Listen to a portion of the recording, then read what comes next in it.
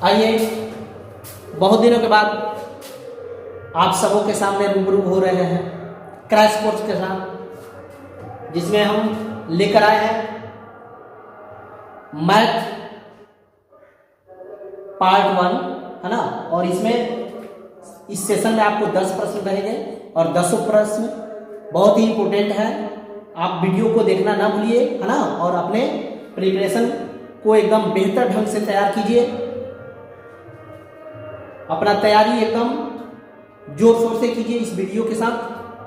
तो चलते हैं पहले क्वेश्चन के साथ, देखते हैं। यहाँ पहला प्रश्न है हम लोग का,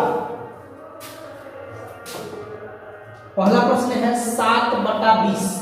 कितना कहा गया है? 7/20 का जिक्र हो रहा है, ठीक है, का दशमलव प्रसार कैसा है? दशमलव प्रसार पूछा जा रहा है आप लोगों से, ध्यान दीजिएगा।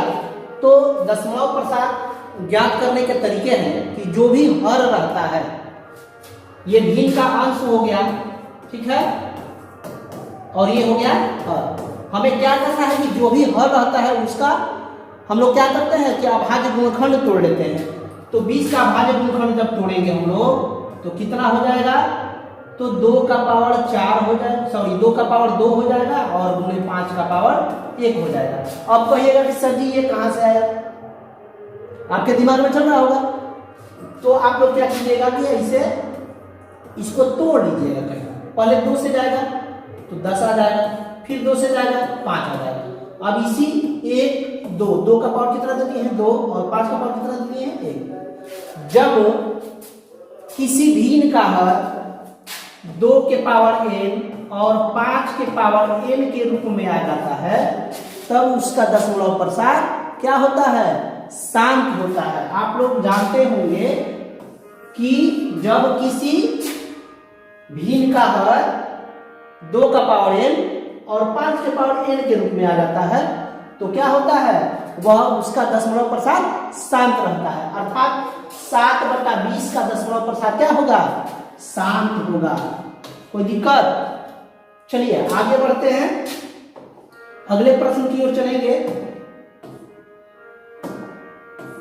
चलिए अगला प्रश्न है हम लोग का, पाई है एक, मतलब कि पाई के बारे में पूछा जा रहा है कि वह परमीय संख्या है कि अपरमीय संख्या है कि पाकित संख्या है कि पूर्णांक है। तो सभी लोग जानते हैं कि पाई क्या चीज है? तो एक अपरमीय संख्या है। क्या चीज है? पाई अपरमीय संख्या है। क्या चीज है? अपरमीय संख्या है, ठीक है। पाई क्या चीज है? तो अपरमीय संख्या, यानी कि option number B will be correct, ठीक है। लेकिन इसके साथ साथ एक और प्रश्न आता है कि 22/7 परमीय है या अपरमीय? परमीय है या अपरमीय? यहाँ पे बच्चे फंस जाते हैं। वे सोचने लगते हैं कि पाई का मान ही है, सोचने लगते हैं कि ये पाई का मान है, लेकिन वास्तव में पाई का मान यह नहीं है। इसका जो दशमलव होता है, दशमलव रूप होता है, वह पाई के मान के लगभग सन्निकट होता है, इसलिए पाई बराबर 22/7 माना जाता है। वास्तव में उसका वो मान नहीं है। वास्तव में पाई का मान 22/7 नहीं है। पाई का मान जो होता है उसके सन्निकट मान के बराबर इसका मान आता है, अतः पाई बराबर 22/7 मान लिया जाता है, ठीक है। लेकिन वास्तव में देखा जाए तो पाई एक अपरमीय संख्या है, परंतु 22/7 क्या है? परमीय संख्या है। 22 क्या चीज है? परमीय संख्या है, ठीक है। इस पे आप लोग कंफ्यूजन मत रखिएगा। पाई एक अपरमीय संख्या है, परंतु 22/7 आप लोग सोच सकते हैं कि पाई का मान है, लेकिन वास्तव में वो तो मान है नहीं, आप दिमाग से निकाल दीजिए। लेकिन इसको माना जाता है, कारण यह है कि इसका जो मान है इसके सन्निकट मान के बराबर इसका जो दशमलव में चेंज होता है तो आता है, इसलिए माना जाता है पाई बराबर 22/7। और 22/7 क्या चीज है? परमीय संख्या है। डाउट क्लियर हो गया? आगे बढ़े, चलिए चलते हैं अगले प्रश्न की तरफ। अगला प्रश्न है हम लोग का, अगला प्रश्न है दो संख्याओं का मौसा दिया गया है आपको, दो संख्याओं का मौसा दिया गया है 15 है, ठीक है, और उसका लसा दिया गया है 105। कितना? दो संख्याओं का मौसा 15 और लसा दिया गया है 105। आपको इसमें दे दिया गया है कि पहली संख्या 5 है। क्या है? पहली संख्या 5 है, तो दूसरी संख्या निकालना है। सबसे पहले एक फॉर्मूला होता है कि फर्स्ट नंबर गुणे second number equal to LCM गुणे एचसीएफ। ये दिमाग में रखिएगा फॉर्मूला। तो आपसे क्या पूछा जा रहा है? दूसरी संख्या पूछा जा रहा है, मतलब कि ये टर्म हमको निकालना है, तो हम लिखेंगे दूसरी संख्या बराबर एलसीएम गुणे एचसीएफ बटा पहली संख्या। तो अब एलसीएम आपको कितना दिया गया है जी? 105 गुणे एचसीएफ कितना है? 15 और बटा आपको एक संख्या दिया गया है ना, पहली संख्या 5, कटा दीजिए बस, ये हो गया 3 गुणा कर लीजिए 105 से 315 हो गया। यानी कि option number C will be correct answer. कोई डाउट? जब आपसे पूछा जाए पहली संख्या तो ये चला जाएगा नीचे, ठीक है। जब आपसे पूछा जाए दूसरी संख्या, क्या पूछा जाए? दूसरी संख्या को पूछा जाए तो ये नीचे जाएगा। इतना समझ गए? जब इधर से इसको पूछा जाएगा तो ये नीचे जाएगा, अगर इसको पूछा जाएगा तो ये नीचे जाएगा। आगे समझ में? बस इसी तरह के क्वेश्चन आने वाले हैं, डरने की आवश्यकता नहीं है। आप लोग अपने प्रिपरेशन को करियर कोचिंग सेंटर के साथ बेहतर ढंग से तैयार कीजिए, ठीक है। चलते हैं अगले प्रश्न की तरफ। अगला प्रश्न है हम लोग का 188/220 का सरलतम रूप क्या है? क्योंकि यहाँ का होना चाहिए, ठीक है, टाइपिंग मिस्टेक हुआ है ना। 188/220 का सरलतम रूप क्या है? तो सरलतम रूप का मतलब ये होता है कि जो भी भिन्न संख्या आपको दिया गया है, तो सबसे पहले क्या करेंगे, उसको आप कटा फटा के छोटा कर दीजिए, वही सरलतम रूप हो गया। यानी कि 188 बटा है 220, 188 और बटा है 220। तो आपको सबसे पहले अगर और कुछ ना समझ में आए तो आधा कर सकते हैं ना, 2 से कटने लायक जब संख्याएं दिख रही है तो आधा कर सकते हैं। तो ये कितना हो जाएगा? आपको 94 हो जाएगा। ये कितना हो जाएगा? 110 हो जाएगा। अब फिर भी कटा सकते हैं आप 2 से, तो ये कितना का है जी? तो 47 का है। ये कितना का है जी? 55 का है। अब देख लीजिए कितना है आपका? 47/55। कहीं दिख रहा है? तो हाँ कहिएगा कि दिख रहा है। कहाँ? ऑप्शन नंबर डी में, यानी कि ऑप्शन नंबर डी में भी इसका करेक्ट आंसर हो गया। कोई डाउट किसी को? सरलतम रूप का मतलब होता है कि उसको कटा फटा के एकदम सूक्ष्मतम रूप कर दीजिए, वही हो गया सरलतम रूप, ठीक है। चलते हैं आगे। अगला प्रश्न है हम लोग का, किसी द्विघात बहुपद के शून्यकों की अधिकतम संख्या कितनी होती है? देखिए इस क्वेश्चन में कुछ है नहीं, लेकिन फिर भी जिस स्टूडेंट का प्रिपरेशन ढंग से नहीं हुआ है उसके लिए ये पहाड़ है। सोचेगा कि इसमें कुछ भाषा उषा केवल है और अंक कहाँ से आंसर आ गया। तो देखिए यहाँ है उसका सब मंत्र। मंत्र कहाँ है? तो यहाँ है द्विघात। द्विघात का मतलब होता है 2। द्विघात का मतलब 2 घात, ठीक है। त्रिघात का मतलब हो गया 3 घात। अब थोड़ा सा ध्यान दीजिए, जितना उसका घात रहेगा उतना उसका शून्यक होगा। आगे समझ में? अगर द्विघात बहुपद है तो 2 शून्यक होंगे, त्रिघात बहुपद है तो 3 शून्यक होंगे। तो आपका प्रश्न क्या कह रहा है? चलिए प्रश्न पे, कि किसी द्विघात बहुपद के शून्यकों की अधिकतम संख्या। तो द्विघात बहुपद के शून्यकों की संख्या 2, यानी कि option number C will be correct answer होगा। किसी प्रकार का दिक्कत तो नहीं है? चलिए आगे बढ़े। चलिए अगला प्रश्न है हम लोग का, किसी पूर्णांक p के लिए विषम संख्याओं का रूप क्या हो सकता है? ऐसा प्रश्न आता है और बच्चे घबरा कर छोड़ देते हैं इसे, देखते हैं कि ये कैसा कैसा ऑप्शन दिया गया है। इसमें कुछ है ही नहीं, इतना समझ लीजिए कि इसमें कुछ नहीं है। किसी पूर्णांक p के लिए विषम संख्या का रूप चाहिए आपको, सीधा सीधी क्या कीजिए कि p के बदले में 1 मान लीजिए। आप क्या कीजिए? p के बदले में 1 मान लीजिए। p बराबर कितना मान लीजिए? 1। तो इस ऑप्शन में अब आ जाइए। 2p + 1 है तो 2 में p से गुणा करिएगा, मतलब कि 1 में 2 से गुणा कीजिएगा तो 2 और +1 यानी कि 3 आंसर। इसका p का मान 1 रखे हैं तो 2 से गुणा कर देंगे तो कितना हो जाएगा 2। यहाँ p का मान 1 है -1 तो ये 0 हो गया। यहाँ p का मान 1 है और +1 हो गया तो 2। अब देखिए ना इसमें चारों में कौन विषम है, तो भैया विषम यह है, इसका मतलब कि option number A will be correct answer. तो विषम संख्या का रूप क्या हो जाएगा इस क्वेश्चन के लिए, तो यहाँ ध्यान दीजिएगा 2p + 1। कोई डाउट किसी को? ऐसे प्रश्न में क्या कीजिएगा, यहाँ क्यू भी हो सकता है, कोई भी मतलब कि ये रखा जाता है अल्फाबेट का, ठीक है।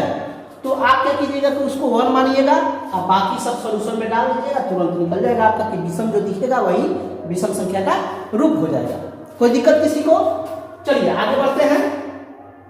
चलिए अगला प्रश्न है हम लोग का, किसी O केंद्र वाले वृत्त के बाह्य बिंदु P से वृत्त पर 2 स्पर्श रेखाएं PR PS खींची गई है, ठीक है।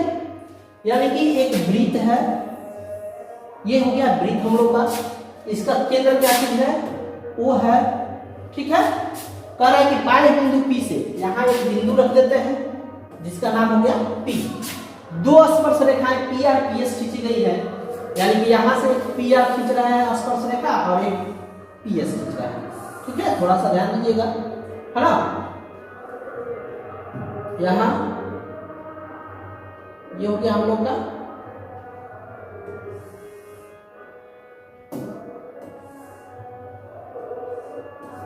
ठीक है। यहाँ P बिंदु हो गया, है ना, ये स्पर्श रेखाएं होगी। तो इसमें ध्यान देने वाली बात क्या चीज है कि किसी बाह्य बिंदु से किसी वृत्त पर खींची गई स्पर्श रेखाओं की लंबाई आपस में बराबर होती है। मतलब ये कि जितना लंबाई का यह होगा उतना ही लंबाई का यह होगा। तो आपको क्या कहा गया है कि P है, यहाँ से स्पर्श रेखा को क्या खींचा गया है R, और को खींचा गया है S। तो अब आपको दिया है कि PR का मान कितना है, P से R का मान 8 है। तो अभी ना समझाया है कि जितना ये होगा उतना ही यह होगा, मतलब कि PS भी कितना हो जाएगा 8 हो जाएगा, PS भी कितना हो जाएगा 8 हो जाएगा, यानी कि option number A will be correct answer. कोई दिक्कत किसी को? किसी प्रकार का डाउट हो तो कमेंट डाल दीजिएगा, उसका सलूशन भेज दिया जाएगा, बतला दिया जाएगा, लाइक दे दिया जाएगा, ठीक है। बाकी चलते हैं अगले प्रश्न पे। अगला प्रश्न है हम लोग का, 2 रैखिक समीकरणों के आलेख समांतर रेखाएं हैं। कैसे लिखा है जी? समांतर रेखा, ध्यान रखिएगा। कैसी रेखा है? समांतर रेखा है, सॉरी समांतर रेखा है। ये हो गई समांतर रेखाएं। एक होती है प्रतिच्छेद रेखाएं, यानी कि काट रही है, और एक होती है समांतर रेखाएं, मतलब कि दोनों रेखा एक दूसरे पे ही चलती है। समझ में? अब इका कह रहा है कि 2 रैखिक समीकरणों के आलेख समांतर रेखाएं हैं, तब रैखिक समीकरणों के युग्म के कितने हल होंगे, कितना हल होगा, हल पूछा जा रहा है। तो आप लोग जान रहे हैं कि जब प्रतिच्छेद करती हुई रेखा होती है, क्या चीज? प्रतिच्छेद करती हुई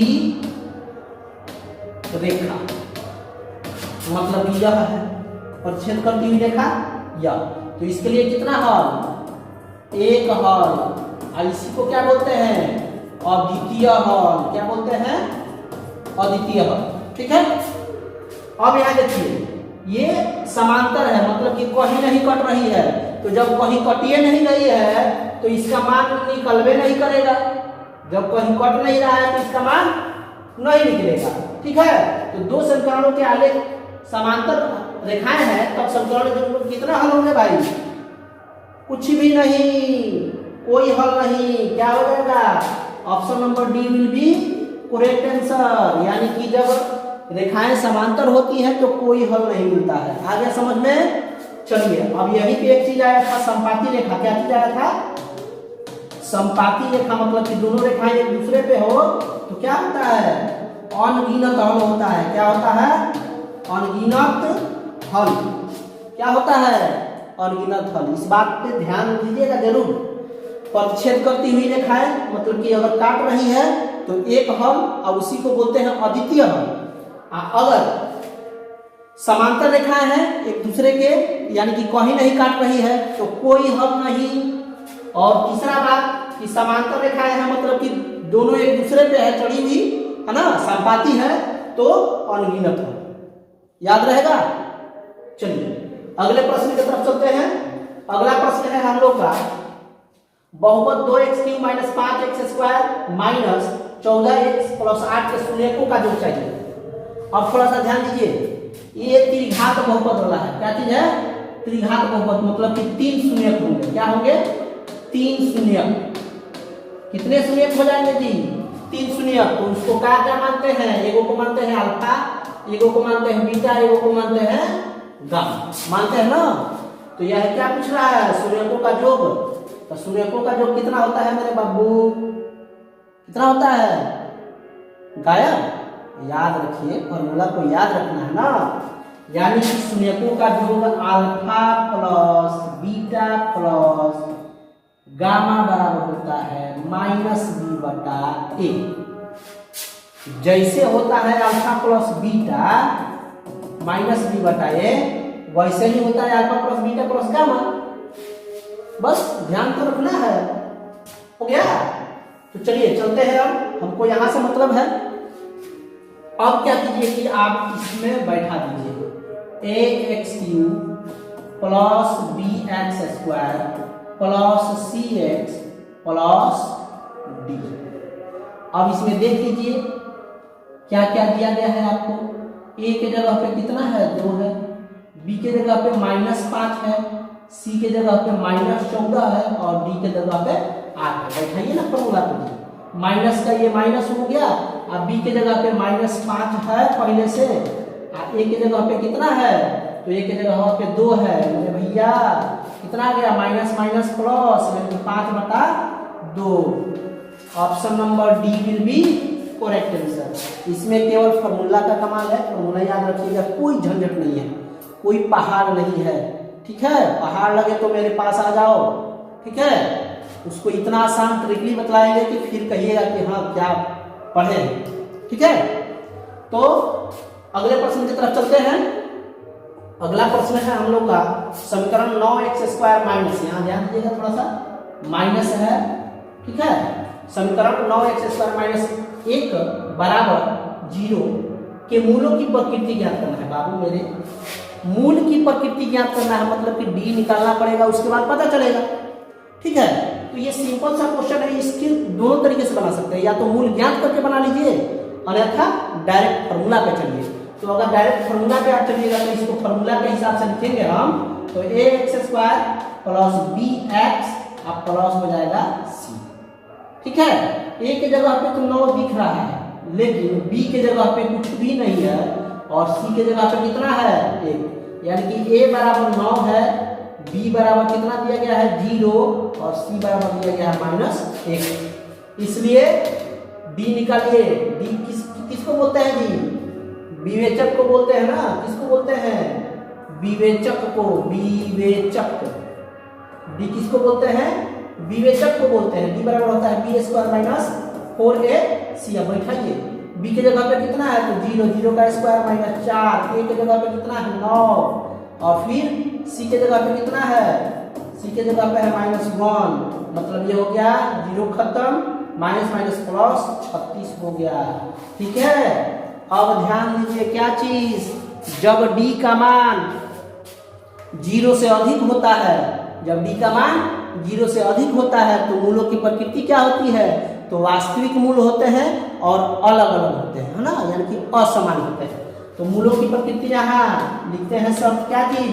जब d का मान क्या हो गया? बड़ा हो गया 0 से, तब मूल क्या होते हैं? मूल क्या होते हैं जी?